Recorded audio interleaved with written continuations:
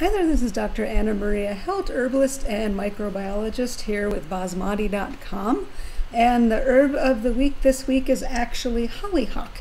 I've talked about other members of the mallow family and the mallow family as a whole in the past, but I wanted to focus in on hollyhock, mostly because I'm seeing it all over town right now. It's such a beautiful, beautiful tall flower that gets blooming kind of in midsummer, going in the late summer, and they're still going strong here in Durango.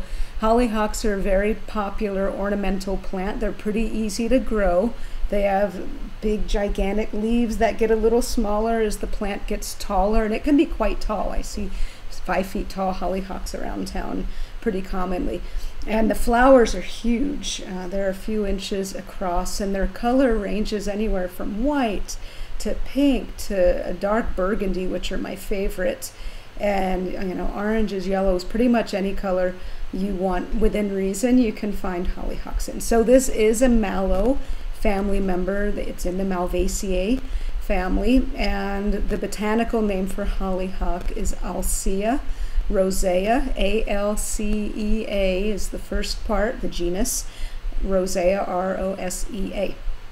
And so this, not only is it a beautiful plant to have around, and it will kind of spread on its own, it's also a very useful plant. And so for one, you can use the greens as a nutritive green, and so the leaves will go really well in green drinks and smoothies and such.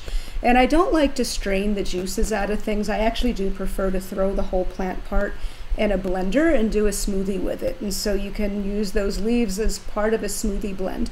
Start with mixing it with other greens and your usual smoothie ingredients just to get yourself used to the taste. I actually think they taste good, but they're a little different if you're not as used to eating wild greens. And then you can work your way up with how many of those leaves you're putting in. You can also use them as a pot herb as well. For cooking, you can use them in your salads as well. So very vitamin and mineral rich and hydrating greens. And so the leaves, you'll notice, have a texture to them. They're not as mucilaginous, there's a delicious word, as say aloe vera, but there is a bit of a mucilage to them, which is a kind of complex polysaccharide that is great for a number of things in the body, but it also can help contribute to the hydrating effects of mallow. And so that mucilage, since I'm talking about it, is also involved in stimulating our immune system function. So you can use hollyhock leaves and indeed the root itself if you need to do some root dividing with your hollyhocks.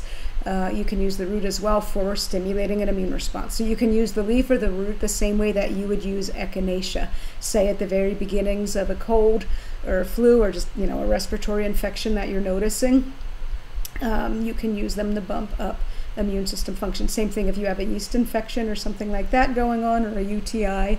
I will often use an immune stimulating herb internally for that. And so again, if you don't have any echinacea on hand, reach for your hollyhock, and you can use it either as a tea, or if you happen to have it around as a liquid extract or a tincture, okay, but a tea is going to be the best way to use your mallow root and your mallow leaf. And the best kind of tea is what's known as a cold infusion.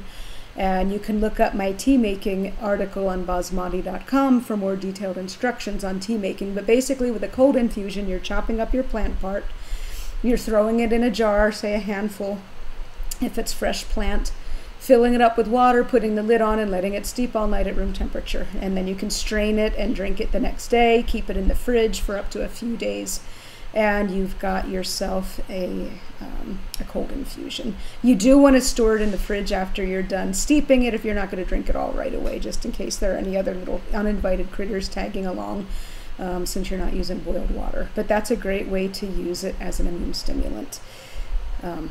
Let's see, what else do I want to mention here? Also for urinary tract irritability and infections, this is a great tea, either the root or the leaf, again, of hollyhock.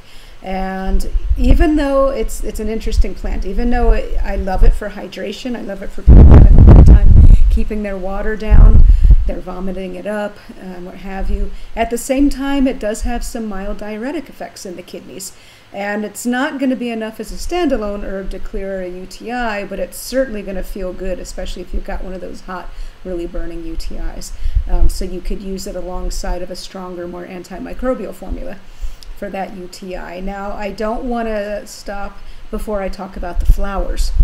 And while you might be hard-pressed to pick those beautiful flowers off of your plant to do something with them, they are edible as well, and they're really pretty in things like salads, or, you know, as a garnish, or, you know, instead of one of those little toothpick umbrellas in your cocktail, you can put a hollyhock flower, and the flowers themselves are antioxidant and antibacterial and have a wide range of medicine itself. And so for me, I actually really love to use a mix of the flowers and the leaves, medicinally speaking, for GI tract irritation and support, for reflux, especially the leaves and the root.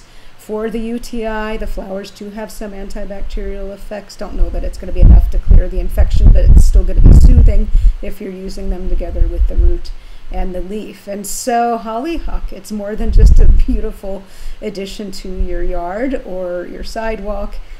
It's great medicine and great food as well. So until next time, be well.